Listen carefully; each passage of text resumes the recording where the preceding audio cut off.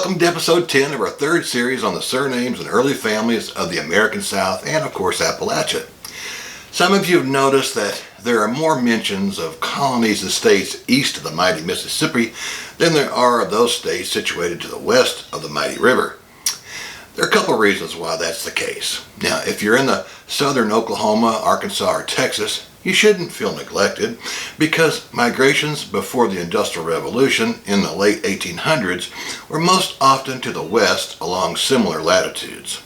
If you've taken an ancestry DNA test and looked at your maps, you will have no doubt seen that the bulk of your matches will be stretched out or nearly parallel to a small band of latitudes showing an east to west migration route. Here's a look at mine to illustrate that pattern.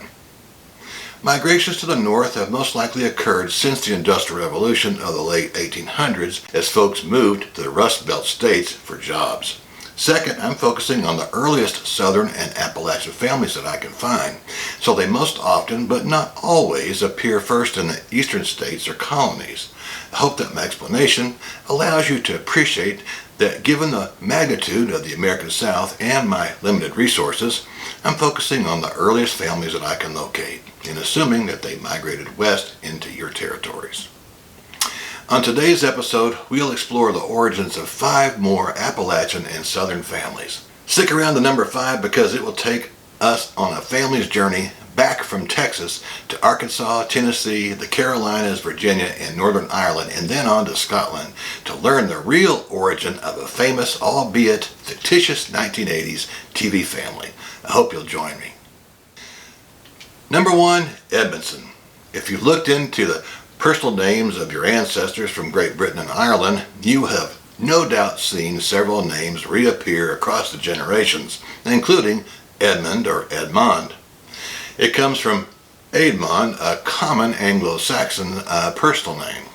Edmondson, of course, means the son of Edmund. However, Edmondson appears in the Scottish records as early as 1406, and I found members of the family living in Ireland by the 18th century. I wasn't able to find it among the traditional family names of Wales, so what about here in the American South? Are they here?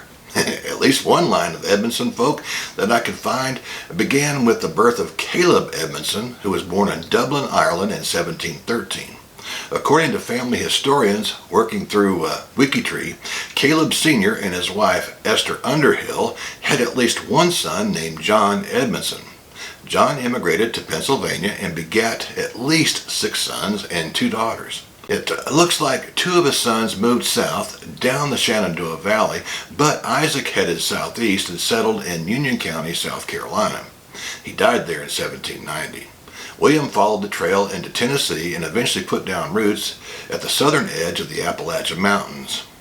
He died in Jefferson County, Alabama in 1821. At the end of the day, Edmondson is an antebellum family, but your paper trail might lead you to Ireland, Scotland, or England. Number 2, Crabtree. Up to the 20th century in rural Europe, farming and otherwise living off land was essential, and it's a frequent mistake of American historians to believe that colonial-era immigrants from Ireland and Great Britain, as well as the Germanic lands of northwestern Europe, were clueless about how to live off the land. That doesn't mean that they didn't borrow local knowledge from the tribes. They certainly did do that. Still, it's almost as if historians assume that there were already Tesco and Asda stores on every street corner in Carlisle or Wigtonshire up in Scotland. You should read James G. Lieburn's The Scotch-Irish, A Social History. He describes how women and men were tough as nails and knew how to live on minimal natural resources. America offered colonial settlers a smorgasbord of delights just outside the cabin door. That's a major reason why they risked life and limb to make America their home. And I bring this bit of history into the mix to illustrate how many surnames were taken from the natural world, and Crabtree is no exception. It's an English name that was given to a family that lived near a crab or apple tree. I didn't find Crabtree among the traditional surnames of Ireland, Scotland, or Wales, so I'm confident that it is an English surname.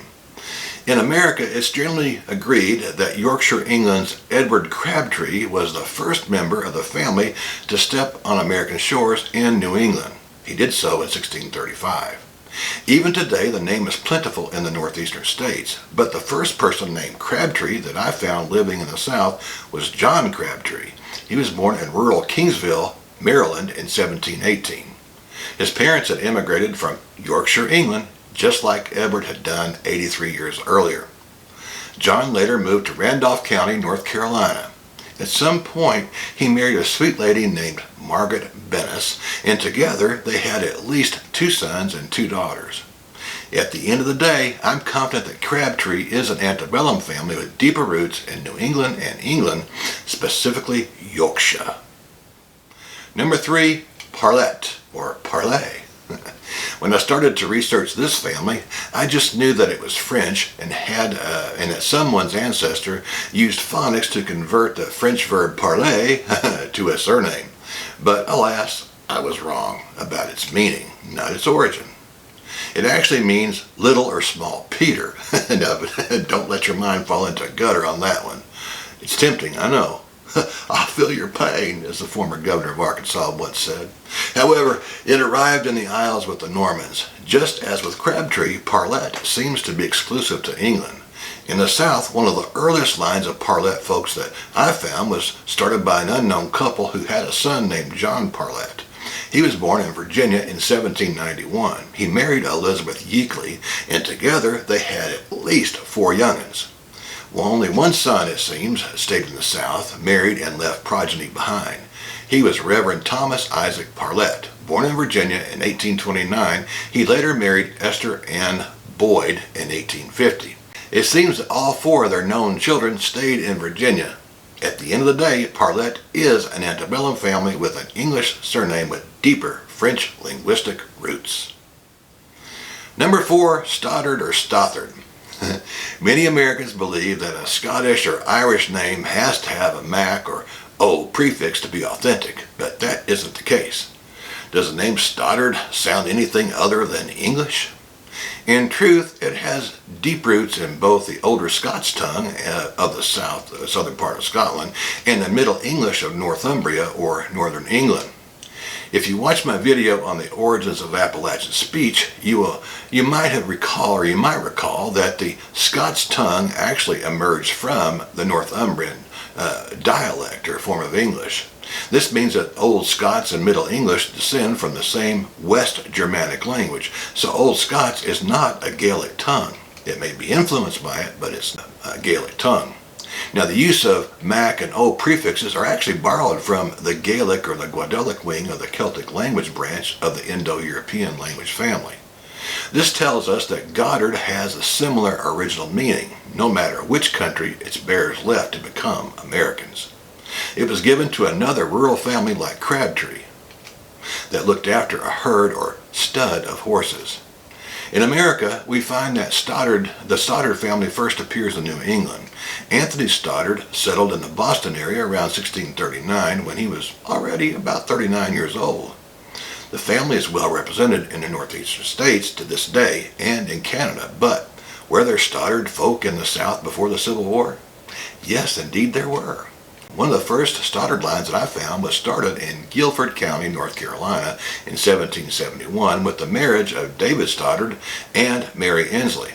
Both Mary and David were immigrants from Ireland, but they moved to upstate South Carolina, not North Carolina, but South Carolina, where other Scots-Irish folk were founding Presbyterian churches and schools. So I'm confident that Stoddard is an antebellum family with deeper border Scots and Ulster Irish roots. Number 5, Ewing. On Friday, March 21st, 1980, a well-dressed man was shot on TV by an unidentified assailant. The following Sunday morning, a sincere elderly lady at a small Baptist church in rural Morgan County, Tennessee, stood somberly to ask for prayers for the man that she saw suffer the attack. His name, she stated, was J.R. Ewing.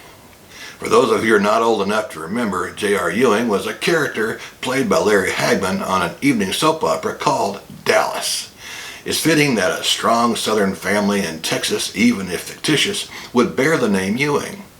If we travel back across the migration route of Texans named Ewing, which there are plenty of them, it would take us across Arkansas, Tennessee, Kentucky, the Carolinas, and Virginia. Next, we'll sail or fly across the Atlantic and land in Belfast, Northern Ireland, where you will find plenty of Ewings as well as the name McEwen, which is an earlier form of the name Ewing. Now, let's go across the North Channel of the Irish Sea to the Bonny Land, and lo and behold, we'll see folks named Ewing, McEwen, and whatever. In short, Ewan is a form of Owen, I guess, and Ewing is a further anglicization of Ewan. According to the Ewing Family Association, it's not possible to make a connection between the early Ewings from Frederick County, Virginia, to Ireland, or anywhere else for that matter. Other genealogical sources that don't focus on Frederick County, though, in Virginia, confirm my analysis of the surname's origin. I always recommend doing a DNA test to determine your ethnic background. This is especially important because of the length of time that antebellum families in Appalachia and the South have had time to intermarry with other ethnic groups. Well, folks, that's about all I have for you today. I hope you enjoyed the journey, and if you would like a free copy of the Surname Catalog, write to me at vantagepoint22@gmail.com, and I'll send it to you via an attachment ASAP. Until I see you again, God bless you and yours. Bye-bye.